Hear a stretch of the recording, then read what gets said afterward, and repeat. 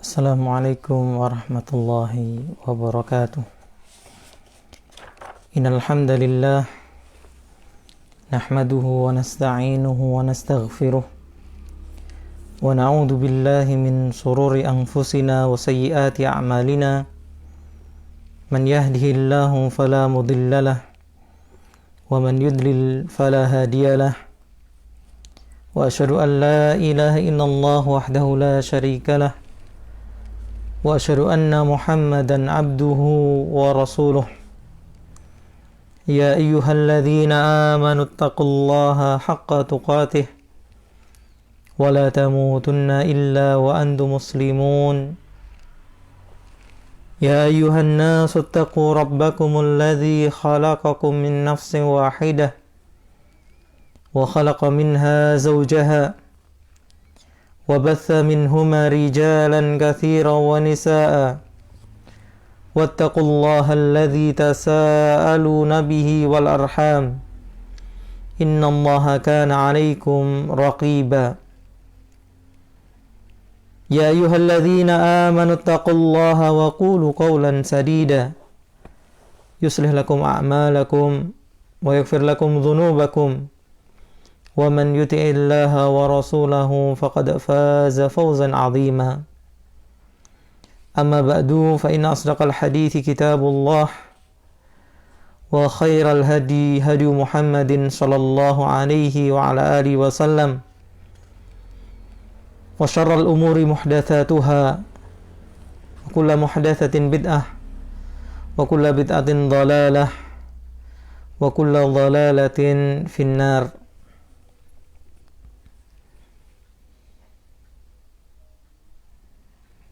Akhwati fiddin rahimani wa rahimakumullah. Alhamdulillah, kembali kita dipertemukan oleh Allah Subhanahu wa taala di majlis yang mulia ini. Majlis yang kita berharap darinya ilmu yang bermanfaat,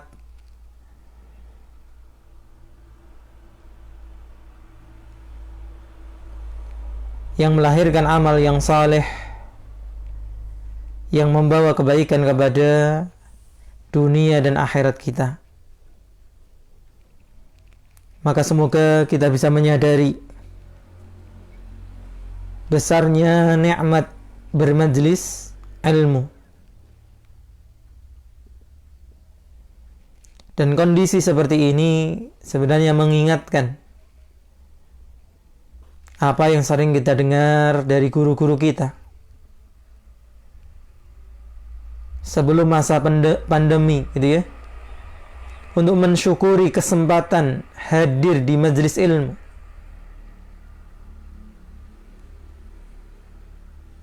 Maka dalam kondisi seperti ini, betapa kita merindukan bisa duduk kembali di majelis ilmu. Yang kemarin-kemarin mungkin kita berpikir itu perkara yang biasa, karena mungkin hampir setiap hari, khususnya mungkin di Madiun sekitarnya, kita bisa memilih mau hadir di majelis mana, jam berapa, gitu ya. Alhamdulillah, begitu banyaknya majelis ilmu, sehingga kadang sesuatu yang banyak, sesuatu yang mudah dianggap remeh, yang akhirnya kita merasakan yang seperti ini. Subhanallah, sudah berapa bulan, gitu ya? Maret, April, Mei, Juni, sekarang sudah masuk Juli. Sudah 4 bulanan, masuk ke bulan kelima. Entah sampai berapa bulan lagi. Maka subhanallah, kesempatan ini pun mari kita maksimalkan. Jangan sampai karena kelalaian kita, abainya kita, Allah memberikan ujian lain lagi yang lebih sulit untuk kita bisa hadir di majelis ilmu, kalau kita bisa berkumpul di majelis ilmu seperti ini.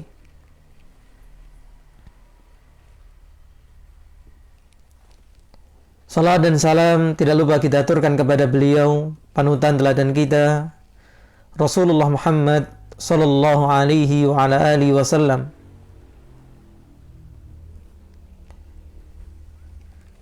Kita lanjutkan pembahasan kita pada kitab Syarah Syama'il Nabi atau Syama'il Muhammadiyah karya Al-Imam At-Tirmidzi rahimahullahu ta'ala.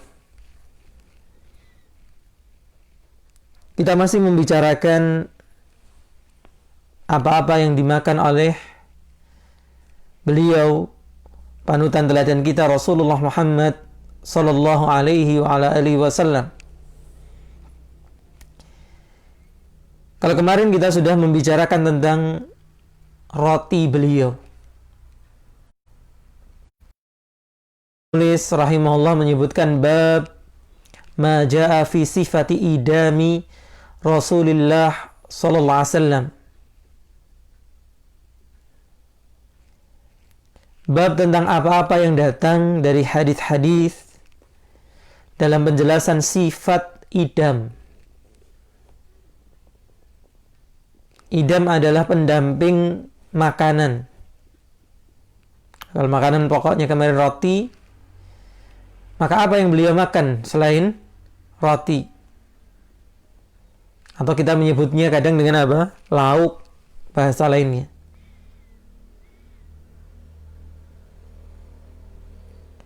Sebagaimana kita singgung dalam masalah pakaian beliau.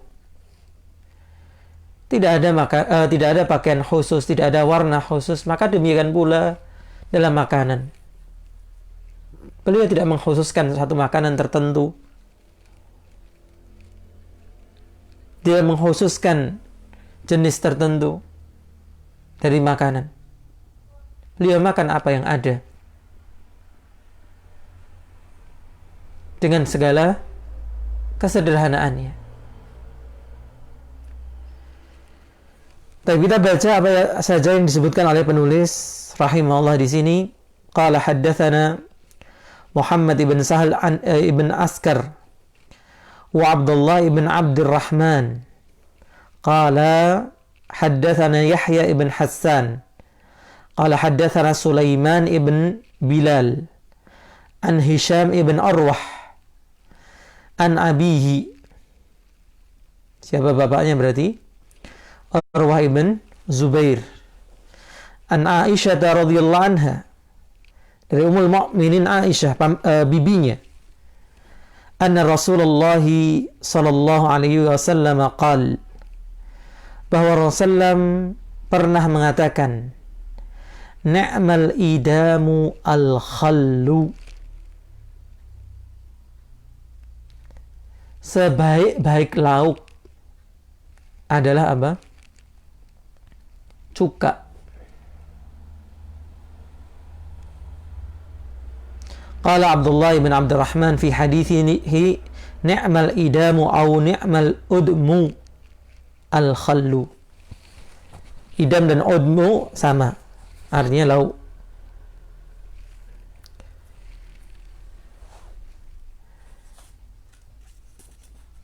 Hadis ini mengingatkan sebuah dialog mungkin sekitar tahun 2000-an gitu ya. Subhanallah, 20 tahun yang lalu, begitu cepat berlalu waktu itu. Ketika salah seorang teman begitu ya, kajian menyebutkan hadis ini, kemudian ingin mengamalkannya. Ini loh lauk yang paling disukai oleh Rasulullah SAW itu apa? Cuka. Wallahu alam, apakah benar-benar dilakukan atau tidak? Cuman kemudian saya tidak bisa membayangkan, ya. Kalau kemudian dia makan nasi sama cuka, makan roti sama cuka Indonesia gitu ya, yang kita tahu. Wallahu alam seperti apa rasanya. Maka para ulama menerangkan tentang hadis ini, dan subhanallah, gitu ya. Inilah ternyata kita hadis itu tidak baca terjemahannya kemudian kita pahami sendiri. Tidak baca terjemahannya kemudian kita amalkan, tidak. baca dulu keterangannya. Maka para ulama menjelaskan bahwa Rasulullah SAW menyebutkan sebaik-baik lauk adalah apa? Cuka. Karena yang ada waktu itu ya hanya itu.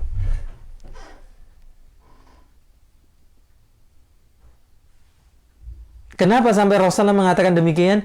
Untuk menenteramkan hati keluarganya, yang cuma bisa menyuguhkan cuka waktu itu sebagai lauk.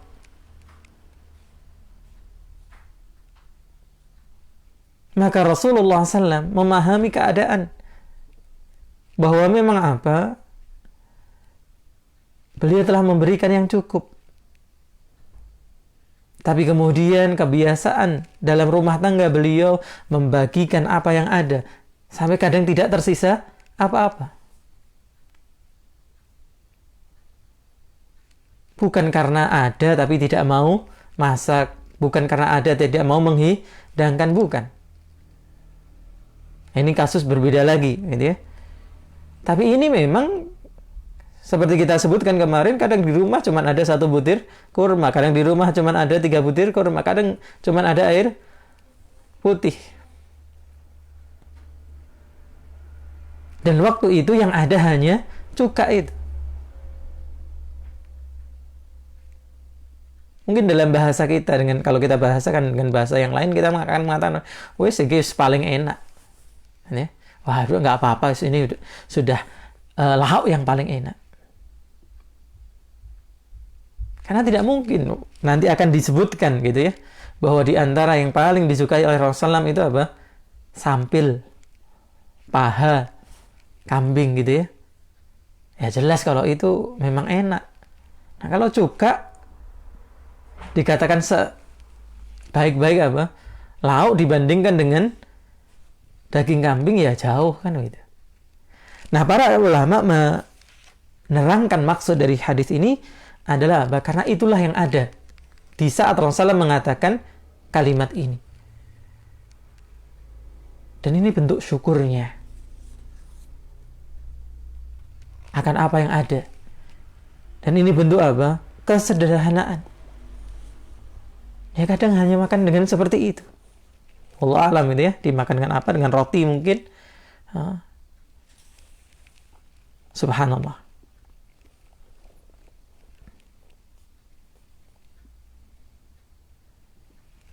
Maka keliru.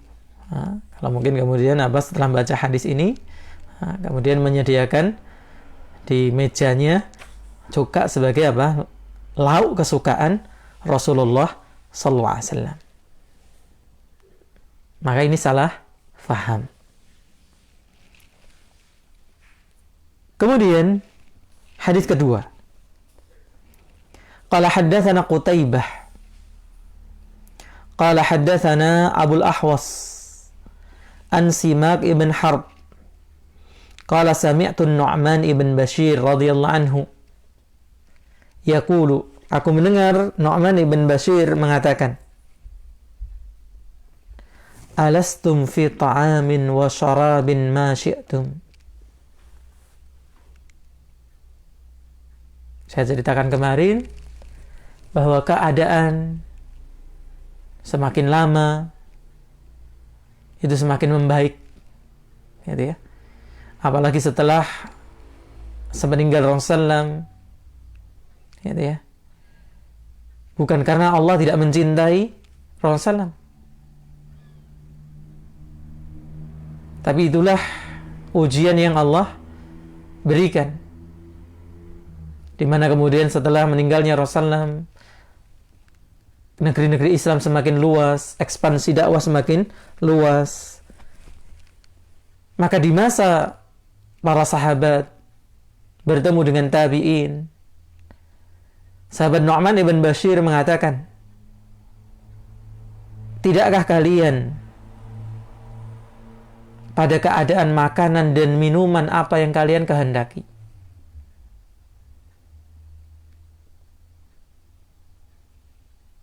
Dan semakin kesini, subhanallah,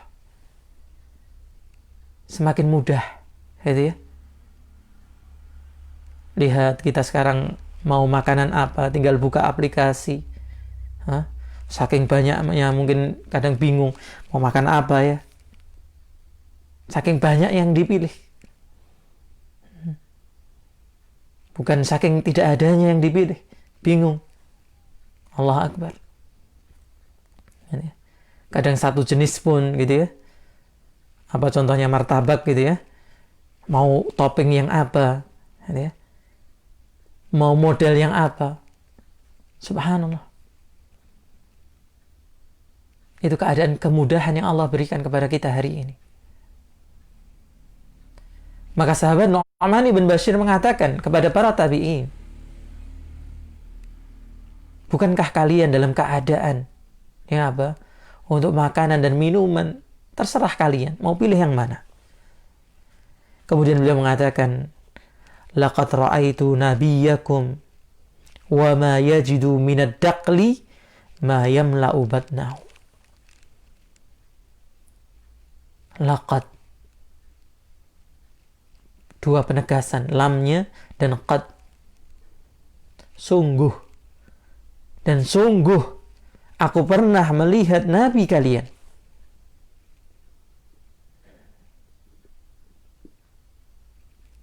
Dan ini untuk menumbuhkan sensitivitas itu, nabi kalian, nabi kita semua, yang kita mengatakan itu telah teladan kita, itulah panutan kita. Apa yang dilihat oleh Nu'man ibn Bashir? Wa ma yajidu minad daqli. Tidaklah beliau mendapati dari daql. Apa itu daql? Kurma jenis yang paling jelek atau jenis jelek. Yang mungkin sebagian pernah mendengar ungkapan ini gitu ya. Kadang kurma-kurma yang jelek yang dikirim ke Indonesia itu ternyata di negeri asalnya katanya buat makanan onta.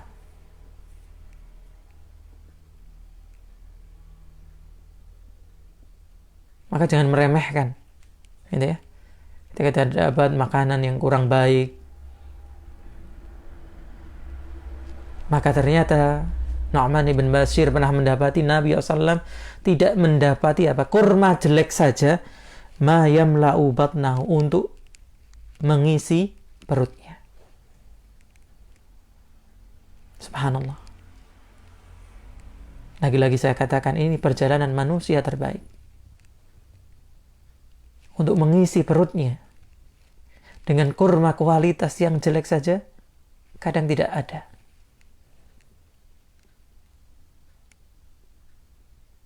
Subhanallah. Ya. Di mana kemudian rasa syukur kita dengan segala kenikmatan hari ini. Keluh kesah, gitu ya. Seringkali itu yang menutup rasa syukur kita.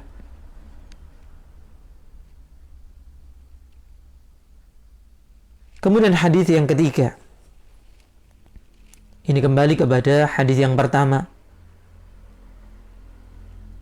Tentang sebaik-baik lauk tadi adalah khal. Dari riwayat yang lain dikatakan, qala haddatsana Abdah ibnu Abdillah al-Khuzai, qala haddatsana Muawiyah ibnu Hisham an Sufyan an Muharib ibn Dithar an Jabir ibn Abdillah qala Rasulullah sallam ni'mal idamu al-khallu.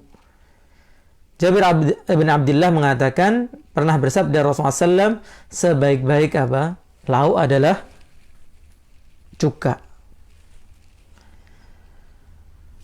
Kemudian hadis berikutnya, qala haddatsana Hannad qala haddatsana Waqi an Sufyan an Ayyub an Abi Kilabah an Zahdam al-Jarmi qala kunna 'inda Abi Musa al-Ash'ari. Zahdam al-Jarmi, seorang tabi'in, bercerita, kami suatu ketika di tempatnya siapa? Abu Musa al-Ash'ari. Fa'utiya bilahmi dajajin fatanaha rajulun minal qaum. Kemudian didatangkan daging ayam. Artinya waktu itu disediakan makan dan salah satu lauknya apa? Daging ayam.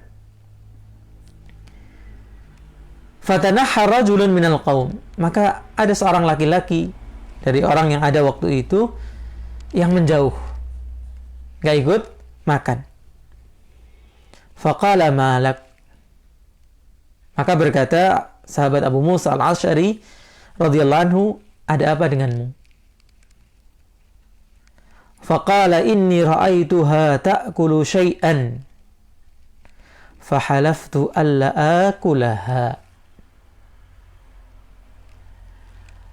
Maka lelaki ini mengatakan, aku melihat ayam ini makan sesuatu.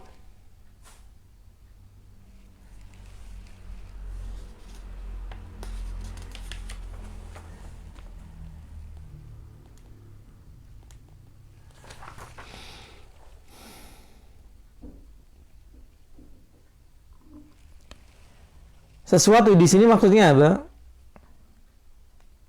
Natanan, dalam sebagian riwayat disebutkan sesuatu yang kotor atau kotoran.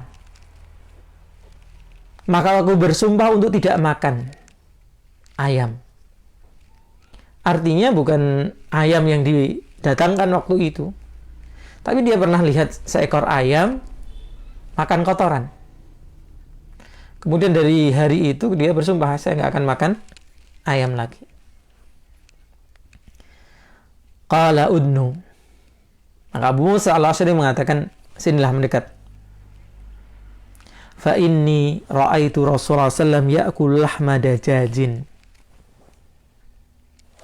Maka sesungguhnya aku pernah melihat Rasulullah sallam makan daging ayam.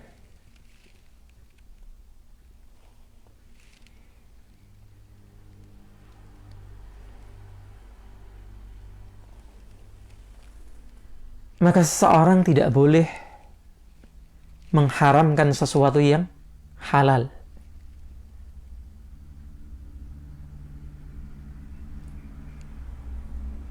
Karena hukum asal makanan-makanan ini apa? Halal. Meskipun ya kita tahu kadang binatang-binatang ini memakan sesuatu yang tidak baik.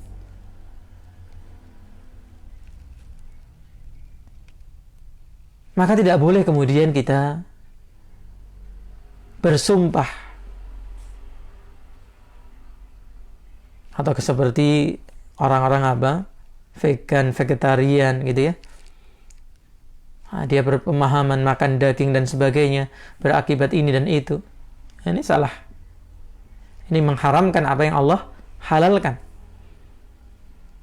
Kecuali dengan saran ahlinya, gitu ya. Dokter, karena kita punya penyakit tertentu, tidak boleh makan makanan ini dan itu. Nah, ini lain lagi.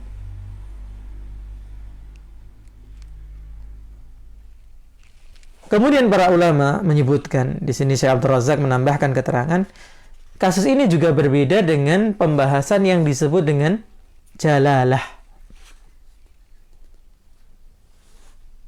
Di mana dalam hadis disebutkan dari sahabat Abdullah bin Umar bahwa Nabi SAW melarang makan jalalah dan minum susunya. Apa itu jalalah? Jalalah adalah hewan yang memang apa? Diternak, dibesarkan dengan makanan yang buruk.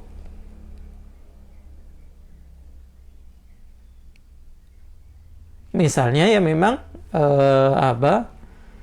kalau mungkin sebagian sampai sekarang masih ada gitu ya,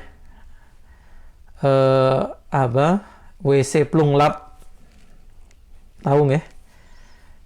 Sebagian bikin WC-nya itu di kolam ikan, lele khususnya biasanya gitu ya. Sehingga kadang makan lele itu agak gimana gitu ya. Dulu sebagian melakukan itu. Atau seperti yang saya pernah baca dengar di daerah Mojosongo Solo, tempat pembuangan sampah. Di sana diternakkan buat angon, buat menggembala sapi, kambing dan sebagainya. Ya, makanannya sampah. Dan ternyata setelah ada penelitian juga mengandung logam berat. Karena sampah ini bercampur dengan berbagai macam zat kimia, gitu ya. Nah, ini nggak boleh dimakan. Hewan-hewan yang memang diternak, dibesarkan dengan kotoran atau barang-barang yang kotor, sampah seperti ini.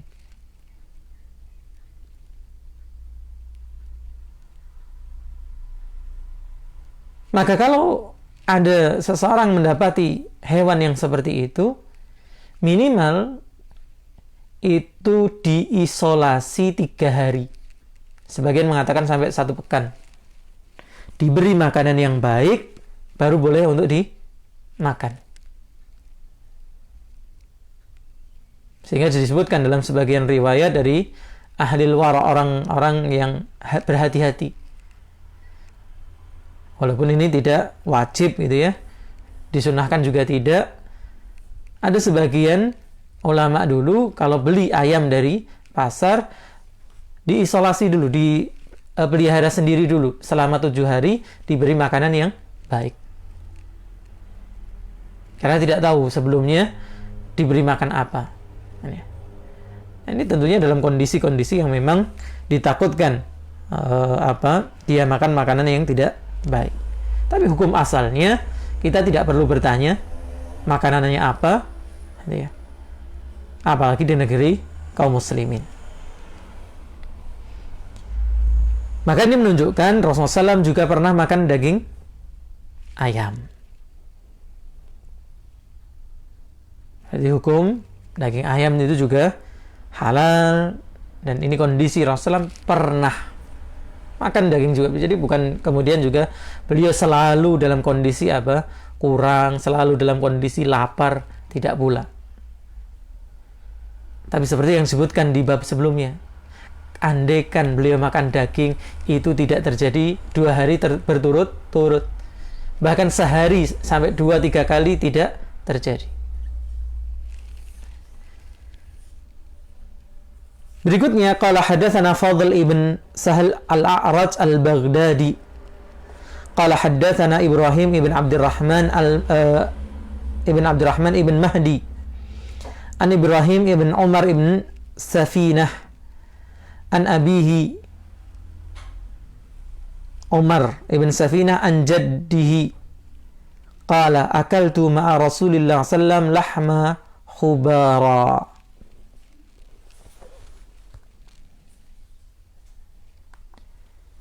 Disebutkan dari kakeknya Ibrahim ibn Umar, yaitu Safinah. Dia bercerita, akaltu ma'a Rasulullah sallam. Aku pernah makan bersama Rasulullah sallam. Apa yang dimakan? Khubara. Khubara, kalau yang saya fahami dari arti dalam bahasa Arab, ini nama seekor burung yang lehernya panjang, yang paruhnya juga agak panjang, yang kakinya tidak punya cakar tajam. Apa kira-kira di terjemahan? Burung bangau, gitu ya, atau sejenisnya.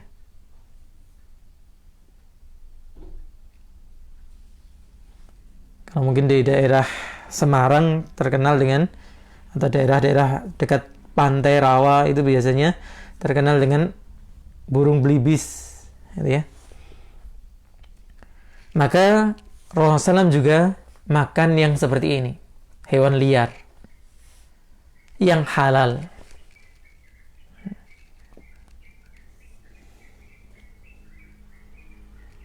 Jadi jenis-jenis apa ini istilahnya? Unggas begitu ya. Burung unta di terjemahan. Burung unta itu paruhnya panjang.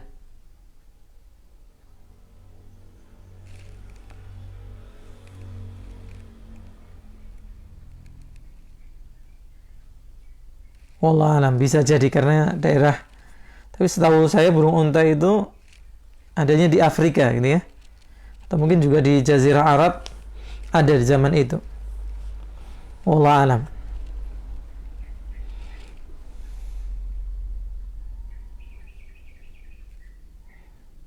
Jadi ini masuk dalam apa tadi?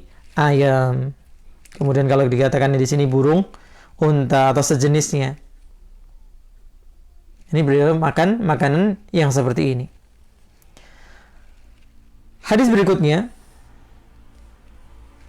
ini menceritakan kembali tentang apa? Kisahnya Abu Musa Al-Asy'ari tadi.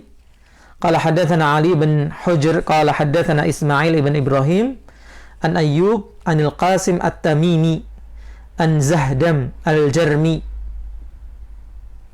Kisahnya sama di tempatnya siapa? Abu Musa Al-Asy'ari. Ada seorang yang makan, kemudian ada disediakan makan dengan lauk ayam, ada seorang yang menghindar, kemudian dijelaskan oleh Abu Musa Al-Asy'ari bahwa Rasulullah makan daging ayam. Kita beralih dalam pembahasan lain, yaitu tentang minyak zaitun. Qala haddatsana Mahmud ibn Ghailan qala haddatsana Abu Ahmad Az-Zubairi wa Abu Nu'aim qala haddatsana Sufyan an Abdullah ibn Isa an rajulin min ahli Syam yuqalu lahu Ata an Abi Usaid qala qala Rasulullah sallam kulu az-zaita wadhinu bihi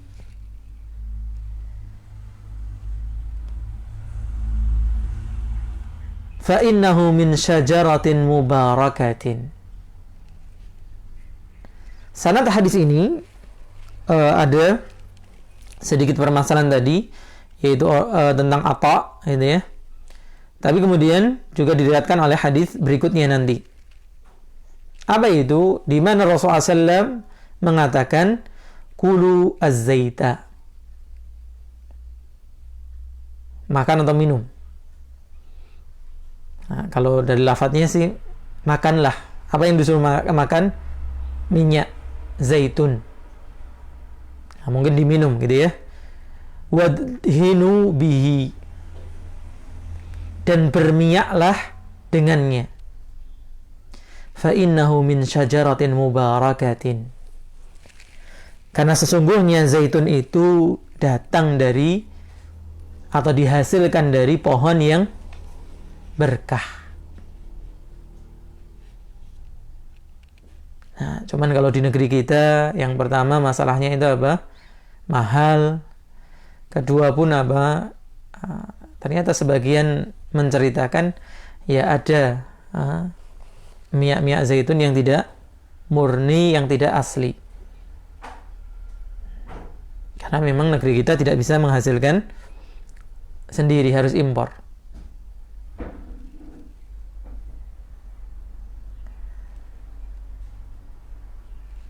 Dia dihasilkan oleh tumbuhan yang berkah.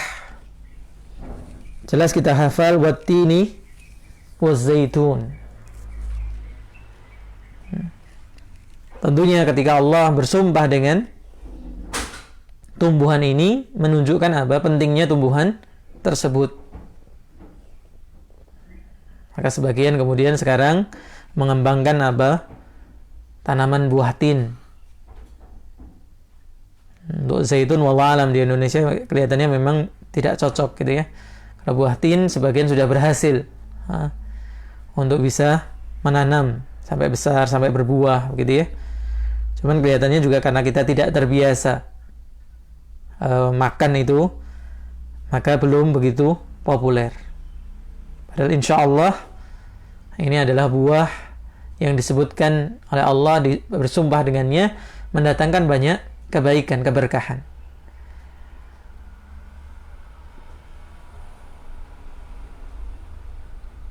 Nah, khususnya buah zaitun. Yang dalam ayat yang lain di surat An-Nur ayat 35 Allah mengatakan yuqadu min syajaratin mubarakatin zaitunatin la syarqiyatin wala gharbiyah. Dinyalakan api tadi dari apa? Pohon yang berkah, pohon zaitun. Maka zaitun adalah pohon yang diberkahi oleh Allah Subhanahu wa ta'ala. Kemudian Syekh Abdul Razak menukil perkataan Imam Ibnul Qayyim rahimahullah tentang minyak zaitun ini, wadduhnu fi biladil hararah kal hijazi wa nahwihi min akadi asbabi hifdhis sihhah wa islahil badan wa huwa kadharuri lahum. Dan minyak gitu ya, itu untuk negeri yang panas seperti Hijaz dan semisalnya. Ini diantara sebab yang paling penting menjaga kesehatan dan menguatkan badan. Seakan itu sesuatu yang harus, darurat di negeri-negeri seperti itu. Nah, kalau sekarang ya kita tahu ya, kalau orang di Saudi khususnya, meskipun saya sendiri alhamdulillah tidak terlalu membutuhkan itu, tapi banyak teman-teman yang ke Saudi harus rutin pakai apa? Boleh nyebut merek nggak ini? Pakai pelembab gitu ya, baik di kulitnya maupun di bibirnya gitu ya, supaya apa? Tidak pecah-pecah kulitnya. Nah, itu memang yang terjadi. Maka Rasulullah SAW dulu menyarankan kepada para sahabatnya. Dan ini memberi faedah tentang apa? Menjaga kesehatan tubuh.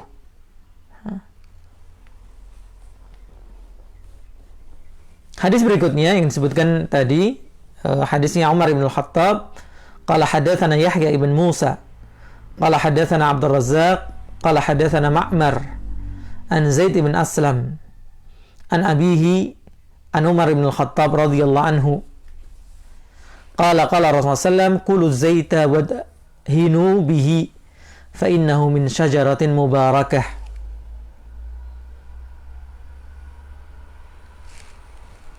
Minumlah atau makanlah minyak zaitun, berminyaklah dengannya, karena sesungguhnya dia datang dari pohon yang berkah. Maka yang diberi kemudahan, ada persediaan apa? Minyak zaitun di rumahnya, ya. Khususnya mungkin di daerah-daerah yang panas atau di musim panas, begitu ya. Ini banyak minum atau rutin minum zaitun. Kemudian apa? Sekarang juga ada sebagian yang sudah dikapsul gitu ya. Kalau kita tidak terbiasa minum langsung, bisa mengkonsumsi kapsul. Demikian pula meminyaki tubuhnya dengan minyak zaitun. Kemudian yang berikutnya masih sama dengan sanad yang berbeda.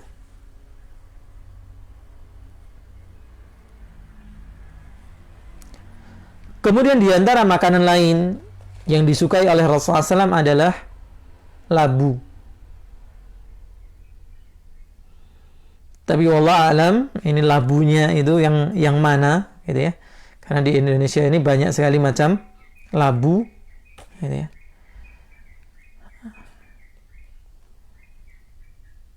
Maka ini menunjukkan beliau tidak hanya makan daging-dagingan, gitu ya. Tapi kadang juga sayur mayur yang ada di negeri Arab. Qala haddatsana Muhammad ibn Bashar, qala haddatsana Muhammad ibn Ja'far wa Abdurrahman ibn Mahdi, qala haddatsana Syu'bah an Qatadah an Anas bin Malik radhiyallahu anhu qala. Sahabat Anas bin Malik menceritakan, kana Nabi sallallahu alaihi wasallam yujibuhu dubba'u. Dahulu kala Nabi SAW itu menyukai apa? Dubba. Yang terjemahnya dalam kamus ya labu. Apakah labu yang untuk sayur? Yang untuk sayur pun ada beberapa macam. Nah, mestinya itu. Ada pula labu yang biasanya kita jadikan apa? Kolak, puding, dan sebagainya. Fa'utiya bita'amin audu'iya lahu.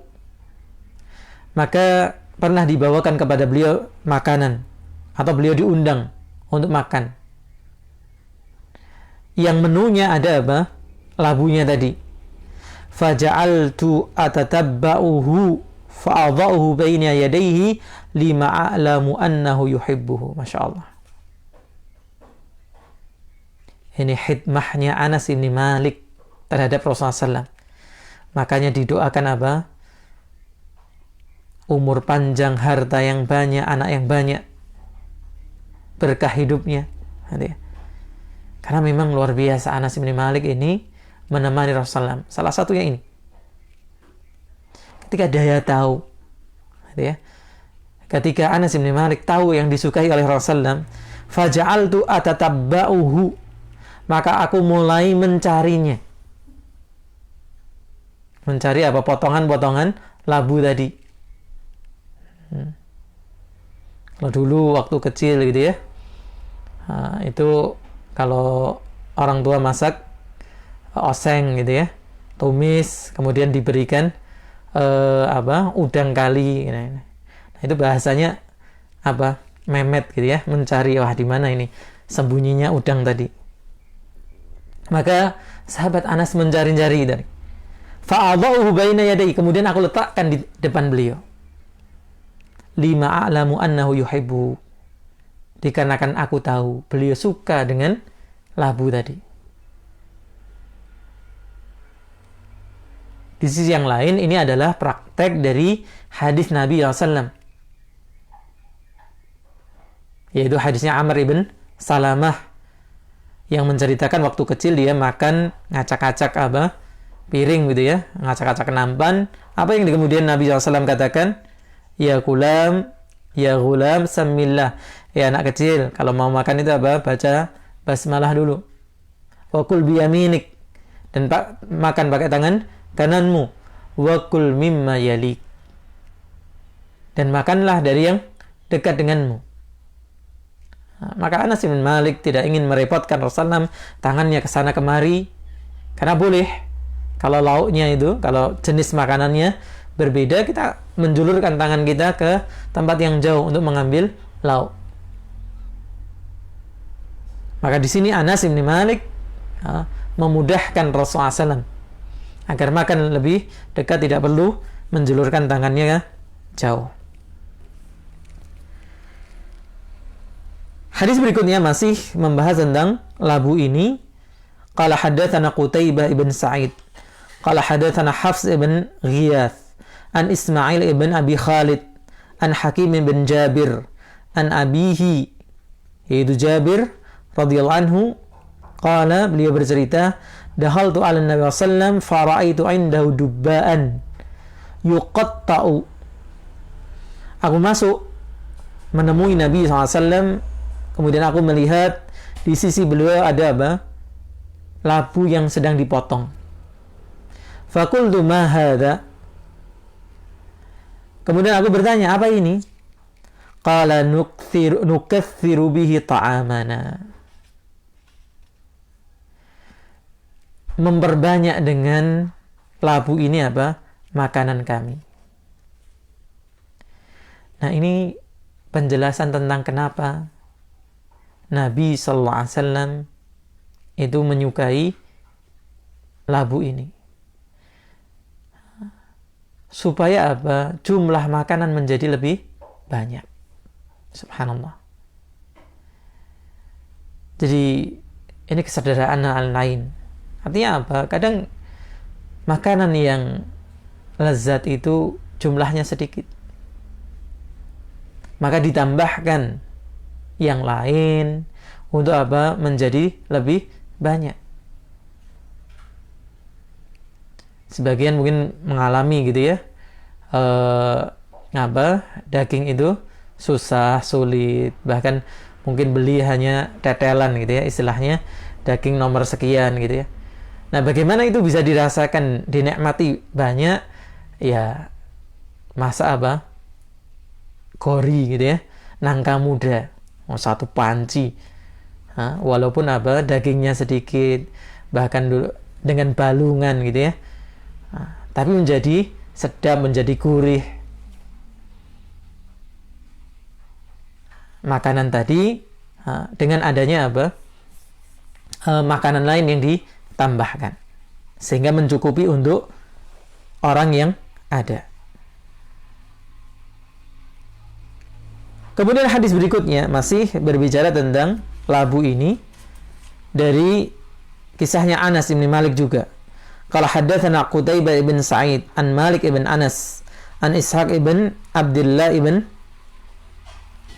Abi Talhah annahu sami'a Anas bin Malik yaqul inna khayyatan da'a Rasulullah sallam li ta'amin sana'ahu. Qala Anas fadhahabtu ma'a Rasulullah sallam ila dhalika at-ta'am. Anas bin Malik bercerita, ada seorang penjahit yang mengundang Rasulullah SAW untuk makan makanan yang dibuatnya. Kemudian Anas bercerita, maka aku pun pergi bersama Rasulullah menuju undangan makan tadi. Faqarraba ila Rasulullah hubzan min sya'irin wa maraqan fihi duba'un wa qadidun. Maka didekatkan kepada Rasulullah roti dari gandum kasar. Syair, jenis gandum yang kasar, gitu ya. Wa marakan, dan kuah. Nah, ini salah satu mungkin yang ada juga hari ini gitu ya. Sebagian roti Maryam kah atau roti canai gitu ya, yang dimakan dengan kuah gitu ya, biasanya kari atau sejenisnya. Maka didekatkan kepada beliau tadi roti, kemudian ada kuah fihi duba'un wa qadid, yang isinya apa? Kuah tadi ada labu dan kita nyebutnya hari ini qadid itu dendeng, daging yang dikeringkan. Qala Anas fara'aitu an-nabiy sallallahu alaihi wasallam yatadabba'u ad-duba'a hawalai qas'ah. Maka aku melihat Nabi SAW mencari-cari